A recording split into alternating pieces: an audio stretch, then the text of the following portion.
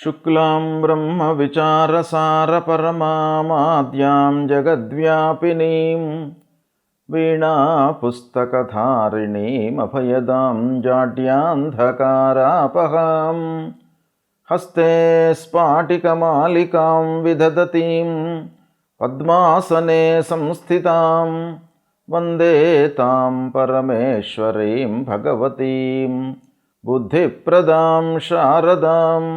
శ్రీ మహాగణాధిపతయే నమః. శ్రీ మహాసరస్వత్యై నమః. శ్రీ గురుభ్యో నమః.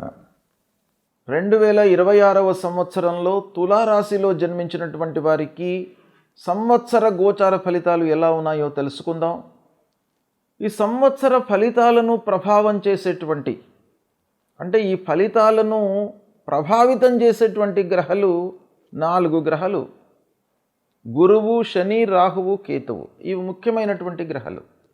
ఈ గ్రహాల యొక్క సంచారము ఎలా ఉంది ఈ సంవత్సరము అని మనము చూసినట్టయితే 1 జూన్ 2026 వరకు మిథున రాశిలో బృహస్పతి సంచరిస్తున్నాడు. తదనంతరం కర్కాటక రాశిలోకి ప్రవేశించి 31 అక్టోబర్ 2026 వరకు కర్కాటక రాశిలో ఉంటున్నాడు. 31 అక్టోబర్ నుండి 24 జనవరి 2027 వరకు సింహరాశిలో సంచరిస్తున్నాడు. ఈ విధంగా 3 రాశులలో మిథునము, కర్కాటకము, సింహము, ఈ 3 రాశులలో ఈ సంవత్సరము సంచరిస్తున్నాడు. అంటే రాశిత్రయ సంచారం మూలకంగా కొంత ఇండివిజువల్స్కి బాగా అనుకూలమైనటువంటి ఫలితాలు ఉంటాయి గురు మూలకంగా. ఇక శనీశ్వరుడు మీనరాశిలో సంచరిస్తున్నాడు. రాహువు 5 డిసెంబర్ 2026 వరకు కుంభరాశిలో సంచరిస్తున్నాడు. కేతువు 5 డిసెంబర్ 2026 వరకు సింహరాశిలో సంచరిస్తున్నాడు. తదనంతరం కర్కాటక రాశిలోకి ప్రవేశిస్తున్నాడు. ఈ విధంగా ఈ ముఖ్యమైనటువంటి గ్రహాల యొక్క స్థితి ఉంది. అయితే ఈ స్థితి తులారాశి వారికి ఎలా ఉంది అనే విషయాన్ని మనం చూసినట్టయితే, ప్రారంభంలో 9వ స్థానంలో గురువు సంచరిస్తున్నాడు, భాగ్యస్థానంలో. తదనంతరం 10వ స్థానంలోకి వస్తున్నాడు, అంటే వృత్తికి సంబంధించినటువంటి స్థానంలోకి వస్తున్నాడు. తదనంతరం ఏకాదశ స్థానంలో, లాభస్థానంలోకి వస్తున్నాడు. అంటే తులారాశి వారికి గురువు యొక్క అనుకూలత బాగా ఉంది ఈ సంవత్సరము. శని 6వ స్థానంలో ఉన్నాడు, గోచార రీత్యా అనుకూలమైనటువంటి స్థానం. రాహువు 5వ స్థానంలో ప్రతికూలం, కేతువు ఏకాదశ స్థానంలో అనుకూలం.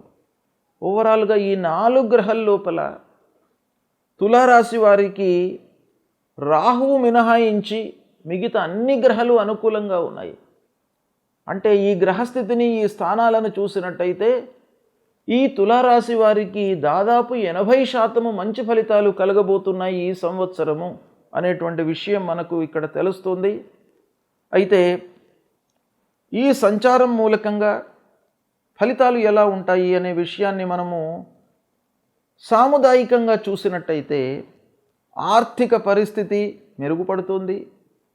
వ్యాపారస్తులు బాగా లాభాలను పొందుతారు, చేతిలో డబ్బు ఉంటుంది, కొత్త పనులు చేయాలి అనేటువంటి మనస్తత్వంతో ఉంటారు. ఉద్యోగులకు ఆఫీసులో బాగా గుర్తింపు లభిస్తుంది.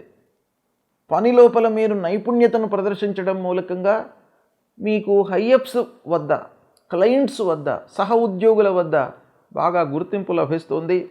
వ్యాపారంలో లాభాలు పొందుతారు. కుటుంబంలో శుభకార్యాలు జరుగుతాయి. మీరు కూడాను ప్రత్యేకంగా శుభకార్యాలకు హాజరవుతారు. ఇక భార్య, పిల్లలు, కుటుంబ పెద్దలు, ఈ కుటుంబం లోపల మీకు ఒక అనుకూలమైనటువంటి వాతావరణం ఉంటుంది. భార్యాభర్తల మధ్యన సఖ్యత ఉంటుంది. అన్యోన్యత మూలకంగా ఒకే రకమైనటువంటి ఆలోచనలతో భార్యాభర్తలు ముందుకు వెళ్తారు. తద్వారా పిల్లల విషయంలో మీరు మంచి నిర్ణయాలు తీసుకోవడం అనేటువంటిది ఇక్కడ మనకు అంతర్లీనంగా కనబడుతుంది. పిల్లల చదువుల విషయంలో, పిల్లల యొక్క ఉద్యోగము, సెటిల్మెంట్ విషయంలో మీకు బాగా అనుకూలమైనటువంటి సంవత్సరము. ఆరోగ్యము అనుకూలంగా ఉంటుంది, నిలకడగా ఉంటుంది. వాహనము కొనుగోలు చేస్తారు. ఆస్తికి సంబంధించినటువంటి పనులపైన మీరు మనస్సు నిలుపుతారు. అంటే ఆస్తి కొనుగోలు చేయడము, స్థిరాస్తులు, చరాస్తులు, ఇలాంటి వాటిపై మీరు బాగా మనస్సు నిలుపుతారు. తద్వారా లాభాన్ని పొందేటువంటి అవకాశాలు పుష్కలంగా కనబడుతున్నాయి. సోదరులతో పూర్వం ఉన్నటువంటి విభేదాలు దూరం అవుతాయి. బాంధవ్యం పెరుగుతుంది ఈ సంవత్సరము. శత్రువులు దూరం అవుతారు. శత్రువులు దూరం కావడము మనకు చాలా అనుకూలమైనటువంటి సమయంగా మనం భావిస్తాం. మన పక్కనే ఉంటారు, కానీ మనకు అనర్థము చేసేటువంటి అవకాశాలు ఉంటాయి. కనుక అలాంటి వాళ్ళు దూరంగా వెళ్ళిపోవడము మనకు ఒక పాజిటివ్ పాయింట్గా మనం తీసుకుంటాం. కోర్టు వ్యవహారాలు అనుకూలంగా ఉంటాయి. ప్రయాణాలు కలిసి వస్తాయి. పెట్టుబడులు మంచి వాటిపైన మీరు చేస్తూ ఉంటారు. గురువు యొక్క అనుగ్రహము, శని వల్ల అనుకూలము. బాధ్యతలు పెరిగినప్పటికీ మీకు అన్ని విషయాలలో సత్ఫలితాలు కలుగుతాయి. ధార్మికమైనటువంటి ఆలోచనలు మీకు బాగా పెరుగుతాయి. గురుభక్తి, దైవభక్తి, తర్వాత నలుగురికి సహాయం చేయాలనేటువంటి మనస్తత్వం కూడాను పెరుగుతుంది. ఓవరాల్గా మానసికంగా ప్రశాంతంగా ఉంటారు. ఉద్యోగ మార్పు ఉంది, అంటే మంచి స్థాయిలోకి వెళ్ళేటువంటి అవకాశం ఉంది. ప్రమోషన్ వచ్చేటువంటి అవకాశం ఉంది. శాలరీ లోపల మీకు ఎన్హాన్స్మెంట్ కనబడుతుంది. ఇకపోతే విదేశీ ప్రయాణాలకు చాలా అనుకూలమైనటువంటి సమయము. సామాజికంగా మీరు గౌరవ మర్యాదలను పొందుతారు. కొత్త వారితో పరిచయాలు ఏర్పడతాయి. తద్వారా మీకు చాలా పనులు అనుకూలిస్తాయి. అనుకున్నటువంటి సమయం లోపల పూర్తవుతాయి. ధైర్య సాహసాలతో నిర్ణయాలు తీసుకుంటారు. కుటుంబంలో అన్యోన్యత, పెద్దల యొక్క సహాయ సహకారం లభిస్తుంది. ఈ విధంగా తులారాశి వారికి ఈ సంవత్సరము చాలా శుభప్రదమైనటువంటి ఫలితాలు మనకు గోచరిస్తున్నాయి. మీరు ఈ సంవత్సరాన్ని అన్ని విధాలుగా మీరు ఉపయోగించుకున్నట్టయితే జీవితంలో ఒక టర్నింగ్ ఇయర్గా మీరు పరిగణించవచ్చును.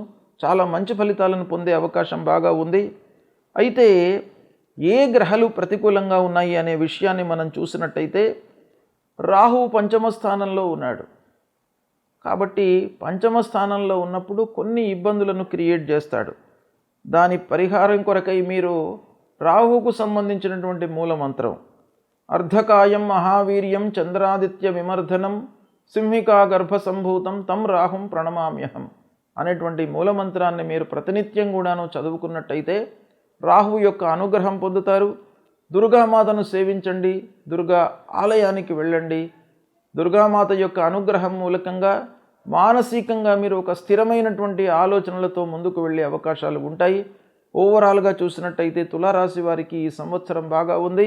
ఈ 2026వ సంవత్సరంలో ముఖ్యంగా గురువు 3 రాశులలో సంచరిస్తున్నాడు.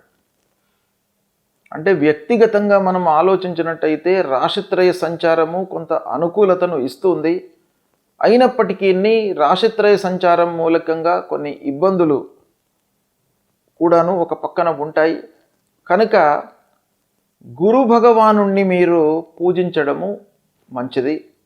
అంటే గురు భగవానుడు అనంటే సద్గురువులను సేవించండి. ఈ సంవత్సరము ధార్మిక ప్రచారం లోపల ఎవరైతే వాళ్ళ జీవితాన్ని మొత్తం కూడాను సమాజానికి, సంఘానికి, మనుష్యులకు అర్పణ చేస్తారో అలాంటి వాళ్లను మీరు సేవించడం మూలకంగా మీకు సత్ఫలితాలు కలుగుతాయి. అంతేకాకుండా తల్లిదండ్రులను మీరు సేవించండి. ఈ 2026వ సంవత్సరంలో ఎవరైతే తల్లిదండ్రులను సేవిస్తారో ప్రతినిత్యం కూడాను వాళ్ళ యొక్క బాగోగులు తెలుసుకుంటూ, వాళ్ళ యొక్క యోగక్షేమాలను తెలుసుకుంటూ ఉంటారో వాళ్లకు ఆ గురు భగవానుడి యొక్క అనుగ్రహం లభిస్తుంది. కనుక అది చేయండి. అంతేకాకుండా కార్యాల లోపల మనకు ఆటంకము, విఘ్నాలు రాకుండా ఉండడానికి ప్రతినిత్యం కూడాను గణపతిని స్మరించండి. గణపతి దేవాలయానికి వెళ్ళండి. ఆ గణపతి మూలకంగా మీరు చేసేటువంటి పనుల లోపల ఆకస్మికమైనటువంటి ఆటంకాలు లేకుండా ఉంటాయి. కాబట్టి ఆ గణపతి యొక్క అనుగ్రహం మీకు బాగా కావాలి. ఇక మీరు ఉన్నటువంటి స్థితిని అలాగే ఉంచడానికి ఆ విష్ణువు యొక్క అనుకూలత, అనుగ్రహము మీకు కావాలి. కాబట్టి విష్ణు సహస్రనామ పారాయణం చేయండి. శ్రీమన్నారాయణుణ్ణి మీరు కొలవండి ప్రతినిత్యం కూడాను. తప్పకుండా మీకు ఒక మంచి స్థితిని ఇస్తాడు ఈ సంవత్సరం మొత్తం కూడాను. అదేవిధంగా ఐశ్వర్య ప్రదాత అయినటువంటి ఆ శివుణ్ణి కూడాను మీరు అర్చించండి. ఈ సంవత్సరం మొత్తం కూడాను మీకు అందుబాటులో ఉన్నటువంటి దేవాలయానికి వెళ్ళండి. అక్కడ శివుడికి అభిషేకం చేయడము, బిల్వార్చన చేయడము, పంచామృతములతో అభిషేకం చేయడం మూలకంగా ఆ శివుని యొక్క అనుగ్రహంతో మీకు ఐశ్వర్యము కలుగుతుంది. ఐశ్వర్యం అంటే సంతానం లేనటువంటి వాళ్లకు సంతానాన్ని ఇస్తాడు. ఏదైతే మీరు అభీష్ట కార్యసిద్ధి మీ మనసులో ఏదైతే పెట్టుకుని ఆ భగవంతుడి దేవాలయానికి వెళ్ళి భగవంతుణ్ణి కొలుస్తారో ఆ కోరికలను తీరుస్తాడు. కాబట్టి ఇవన్నీ కూడాను మీరు చెయ్యండి. గ్రహస్థితి ఒక రకంగా అనుకూలంగా ఉన్నా ప్రతికూలంగా ఉన్నప్పటికీ ఆ పరిహారం రూపంలో మనం భగవంతుణ్ణి ప్రతినిత్యం కూడాను కొలిచినట్టయితే మీకు అన్ని విషయాలలో మంచి ఫలితాలను ఆ భగవంతుడు మీకు ప్రసాదిస్తాడు. మీరు భగవంతుణ్ణి నమ్మండి, దేవాలయానికి వెళ్ళండి, దేవుణ్ణి కొలవండి. తప్పకుండా మీకు మంచి ఫలితాలు ఈ 2026వ సంవత్సరంలో కలుగుతాయి.